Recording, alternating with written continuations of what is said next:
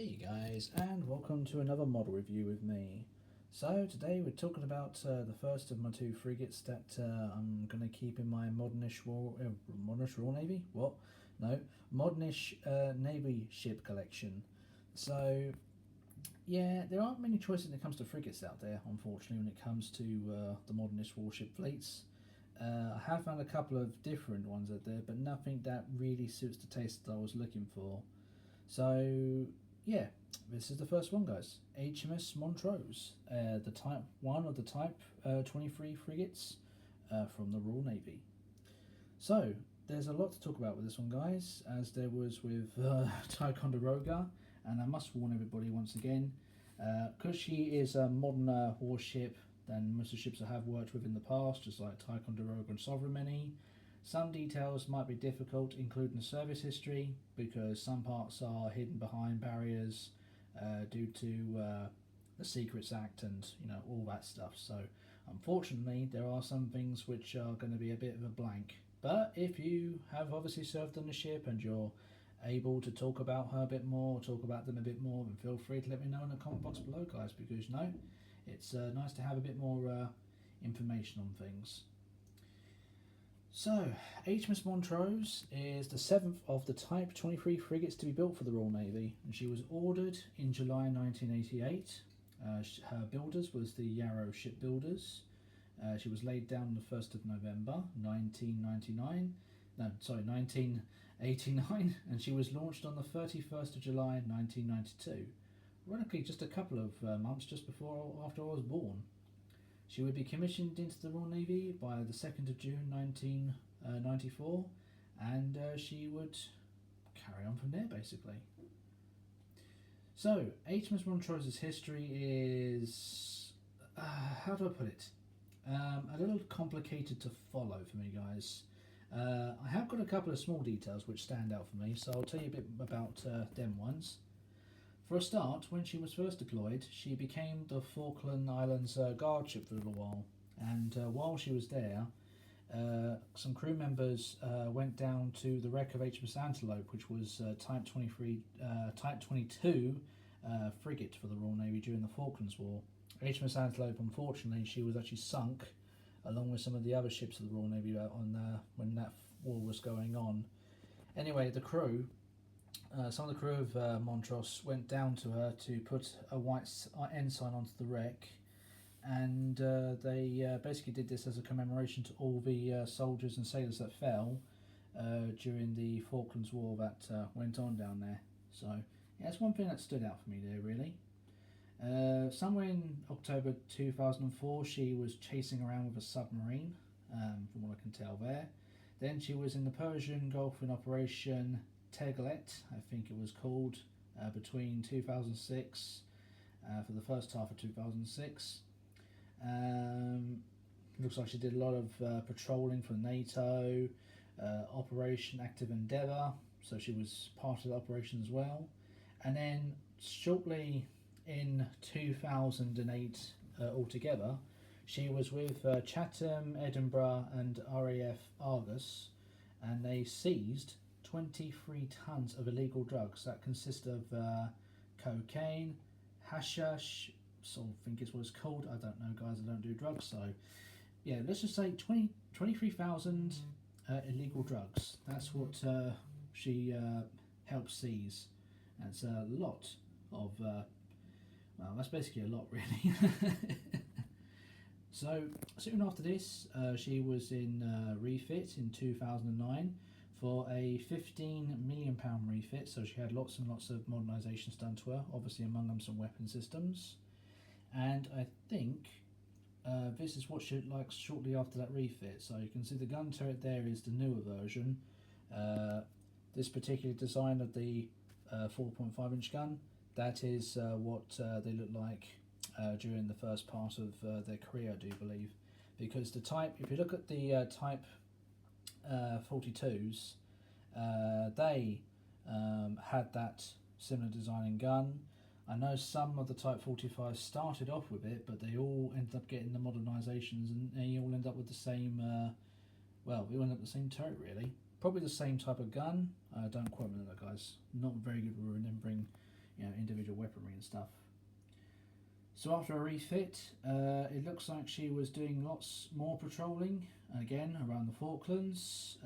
She was escorted in the Queen Elizabeth when she first came online. Then she was in the Persian Gulf for a little while. She was with HMS Diamond for a little while. Then she was back with Queen Elizabeth as part of, I think it looks like part of the deployment between 2018 for, I think it was War Games. I could be wrong, guys, I'm sorry about that. But then she was escorting, doing more escorting. She was in Japan for a little while between January 10th, 2019, and yeah, basically that seems to be about all I could find out when it comes down to the interesting parts about her. But then obviously, sadly, early 2023, Montrose was decommissioned, and she is now floating with one of her sisters, the HMS Monmouth, ready to be scrapped for good, really, basically. Now, as you guys know, I do not talk about politics on this channel whatsoever, but I will say this. Montrose is very young. She is not an old ship. As a matter of fact, let me talk a bit about the actual bits and pieces to do with her. Obviously, I know when you now know when she was commissioned and decommissioned and launched and all that. But let me put it this way. Commissioned in 1994. I was only 2 years old when this ship was made, which means Montrose is barely past her 30-year life expectancy. Now, I won't pretend to understand how things work, guys, and I'm not going to sit and go, oh, this is no. I'm just a little, I suppose I'm a little annoyed that we're scrapping ships that have a lot more life to give. They have a lot more to give, in their service. They're reliable, and that's more than what I can say about some ships out there, as two of you probably already know out there. And yeah, I just don't get it. I mean, I do get that we're getting the Type 26s and the 31s coming online soon, and I'm looking forward to seeing what they can do. But at the same time, it's like, I feel like these ships are being taken out of service way before their due expiry date. But if that's how technology goes, and that's how the Royal Navy sees as things need to go, then, well, it is what it is, I suppose. But I do say it is a shame. So, the Type 23s, as I said before, they are frigates. That means their displacement is very small. As a matter of fact, I look at the data, I look at the length and beam and all that of the ship, and then compare the tonnage. She's quite big. So we'll do the length, beam and all that stuff first, and then we'll do the tonnage. So the length of the Type 23s was 436 feet 4 inches, or 133 metres. The beam was 16.1 metres, which is 52 feet 10 inches. And she had a draft of 23 feet 11 inches, which is 7.3 metres. The propulsion system on these things was not bad. They had 1,510 kilowatts of power used by Paxman diesel generators, I think that's what they're called. She also had 2 GEC electric motors, and she also had 2 Rolls-Royce Spry engines, and they could produce a whopping 31,100 shaft horsepower, or 23,190 kilowatts of power. Their top speed, exceeded speed, was 28 knots, which is 32 miles per hour. So Montrose, you're getting a speeding ticket. Yep, she didn't get away with it that time. And the crew complement is anywhere between 185 to 205.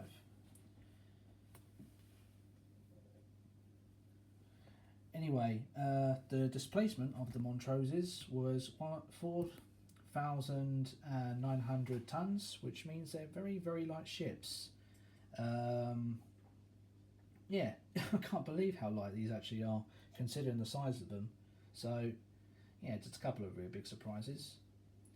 So the electrical systems on Montrose, there she didn't seem to carry many, but I do know this: she has got a sonar, obviously in her bulbous bow down here, because that is a standard thing that some of these ships did have.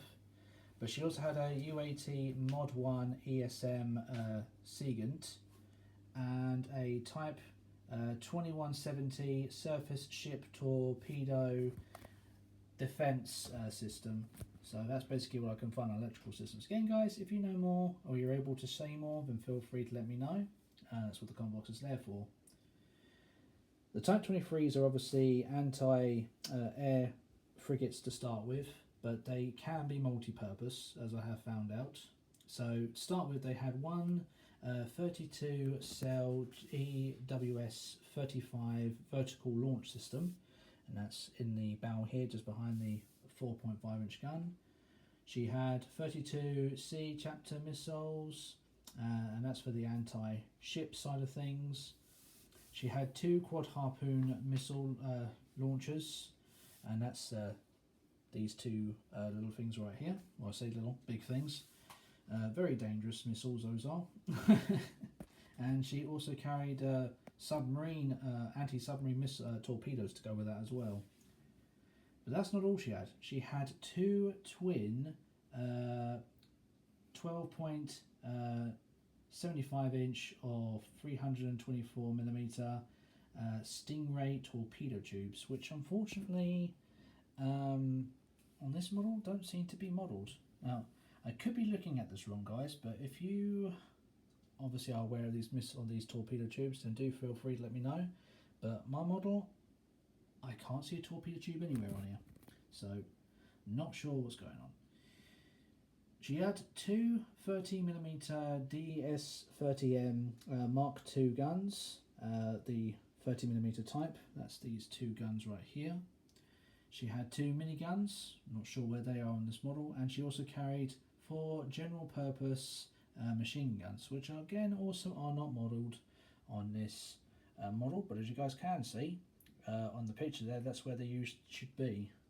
My model didn't come with them, so it's a very barren bridge, unfortunately. More about the model in a few, guys. Obviously, I'm just going for the characteristics and stuff first, as you know. So, Montrose could carry helicopters. She could either carry a Westland Wildcat HMA2 armed with 2 anti-submarine torpedoes, or she could carry 1 Westland Merlin MH2 armed with 4 anti-submarine torpedoes, so quite a dangerous warship. You see, obviously, as I say, their first and major focus of these was to be anti-aircraft frigates, but they are very good multi-purpose ships, as some of you well know. So, that's basically all I can cover with the history and stuff, guys. I'll leave the rest up to you when it comes down to it on that subject. So, let's talk a bit more about the model and what got me into building the Montrose in the first place. As I mentioned at the beginning of the video, obviously I needed to get my hands on a couple of frigates from, well, various navies to go with the fleet. It would look a bit weird if I didn't have at least one of each class of warship from the modernish era of things to that as they are these days. So, ironically enough, I didn't know HMS Montrose existed as a model kit this time about 10 years ago, but one of my friends, he actually brought HMS Monmouth, ironically by the same company, which was Trumpeter, the same scale, which is 1/350 like you see here. The thing that I didn't know is that there were other ships of the class built at the same scale or at 1/700 scale by the same company as well. So obviously, when I decided to get my hands on a couple of modernish warships, I had to get my hands on Montrose, because obviously I do like the 23 frigates. I think they're very sleek. They're beautifully designed warships. I love the hulls on these. They're very, very sleek looking beasts of war.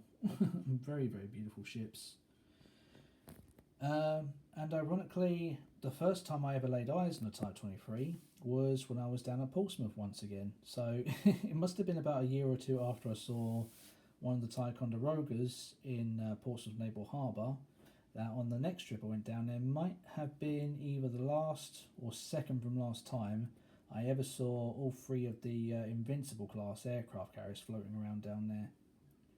because at one point in time or another you used to see Invincible, Illustrious and Ark Royal sitting one behind the other, usually in that order as well sometimes.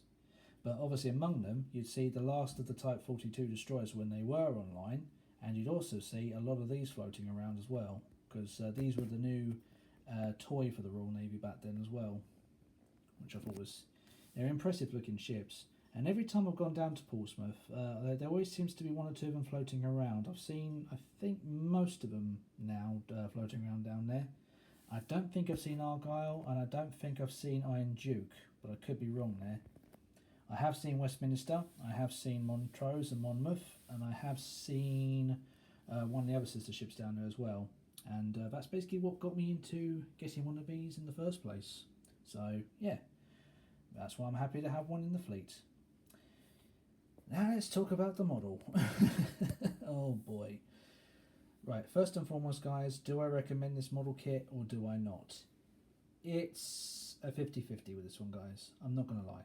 Right, let's get the bad stuff out of the way first, because this one has got quite a bit of bad stuff in my personal opinion. First and foremost, let's talk about the photo etch stuff. Now, most photo etch is usually quite easy to put together and not so fiddly to sort out. So let me give you a good example. This right here is what remains of the sprue of my Sovereign model kit, which I'll be talking about next time round.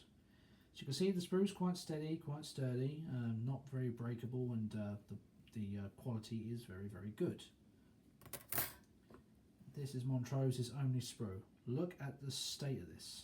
Seriously, I'm not putting any force onto this, and look how it bows. See, right, just to give you guys an idea. That's the bowing of that.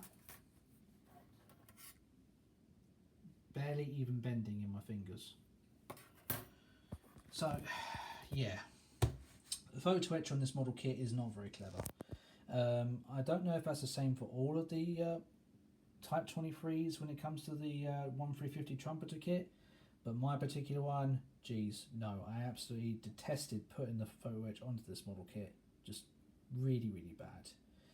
Now, ironically enough, this isn't the first time I actually had a go at building one of the Type 23s by trumpeter. Again, my mate actually got a model of his Type 23 with HMS Monmouth, but he never built her, he gave it to me. Some of you might remember this, but some of you don't remember this, it's fine. But when I started doing model reviews on the channel, I did build Monmouth, and I didn't put any photo etch on there, as I specifically mentioned on that video.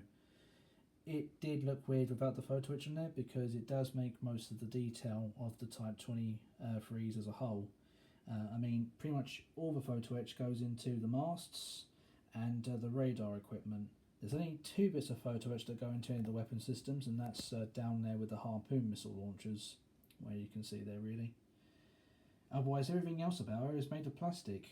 So, yeah, the photo etch is one thing I didn't like about her. The second thing is the bollards. You probably noticed already, but yes, my HMS Montrose is missing half of her bollards. They are really bad. Honestly, I'm not sure what trumpeter are thinking, but if any of them are listening out there and they're thinking of doing an update for this model, guys, please, for heaven's sakes, mould them into the hull. It makes things so much easier, not only just by painting, but obviously tiny bits won't come flying off. And they already had these smaller bollards here in my fingernails. They're already, you know, put into the hull as it is. It's these ones here where you have to stick them on, and there's about maybe 6 or 7 that go all the way along down the hull. And yes, guys, we'll talk about the photo etch again. That sprue's the only one I got. So if you want railings and all that going around the edges of the superstructure, the bridge, or the main deck itself, good luck, because unless you buy a separate kit or a separate photo etch set, you are not going to be getting those. And I found out very quickly it's the same with the 1/700 scale as well. So yeah, not very good start for a ship that has actually got a very good story to her really, or a series of ships got a good story to her really. That's the bad things. Now let's talk about the good stuff. She is a very good looking model kit, guys. I'm not going to lie, she's got all the detail where it counts when it comes to plastic parts. You can see all the lockers, you can see all the doors, the hatches, the ladders, the vents. You can see all of the areas where there be equipment on the ship. You can see even the flight deck has got some textures to it, which is good.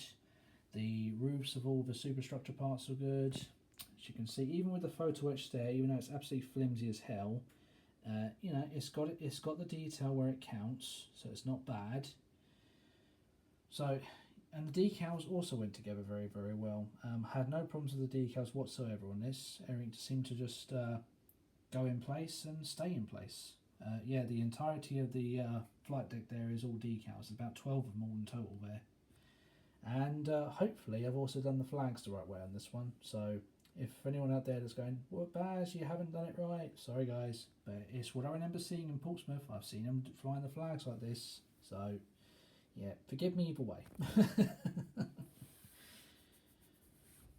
So the colours of HMS Montrose have been a headache from day one, and I'll explain the reason why. So obviously the Royal Navy has a type of grey they use, and at first it was an easy colour to get my hands on, but this was well over 10 years ago. I cannot find a decent price for Royal Navy grey anywhere, and I'm certainly not spending nearly £10 on a single tin. 10 quid on a tin. Oh, geez, guys. Price of things. But I thought to myself, now, there are wills and there are ways around things, and I have definitely found a way to get Montrose looking like she is without it being, well, being too inaccurate and being too... I basically managed to get her looking like she is because, you know, I'm happy with how she looks. And she looks like the ship herself to me. So the grey in question is Humbrol's full 64. I think it's a light grey, but it does look like a dark sea grey, doesn't it? Which I'm very happy about. The deck is a dark sea grey. You can use either the dark sea grey as the Humbrol version, or you can get a dark grey from Cathedral. Both of these work in both ways, and I have tested this, so it looks really... You couldn't tell the difference, not unless you're looking really close at the texture of the paint itself. Flat white for the white parts, obviously, guys, so that's just a standard white all over the place there. Humbrol, Cathedral, whatever you're using, white is white there. And then obviously a matte black for all the black parts everywhere, so that pretty much downs the colour for you.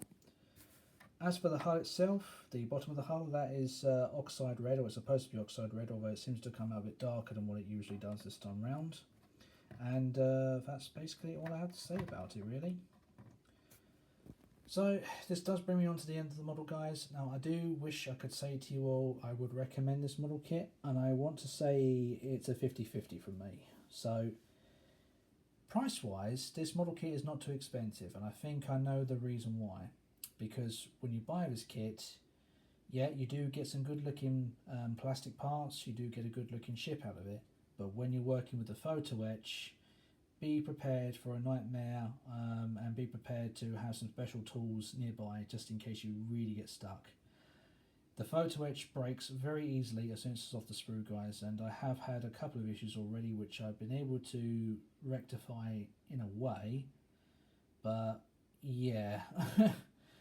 I would not recommend this model to people who are new to ship model builds, or if they're looking to build a ship that's of a reasonable size to put as a main display for anything on there, display or anything like that. If anything, I would actually go for Oliver Hazard Perry, which I've also got, because so far I've not come across any issues for that model kit, but we'll talk about that for another time. All I'm saying is, guys, there are other ships out there you can get, and obviously if you want to get a Type 23, that's fine by you. You do what you want to do there, but just bear in mind that the photo etch for this, there's too little of it, because obviously it doesn't go in the crucial areas, and the quality of it is just redundantly bad. So yeah, but overall, guys, I'm very happy with my model of Montrose. She's come out better than what I was expecting her to be, and she sits proudly next door to my Sovereign Many and my other modern warships that I'm building and been built. And yeah, that's basically all I have to say about her, really.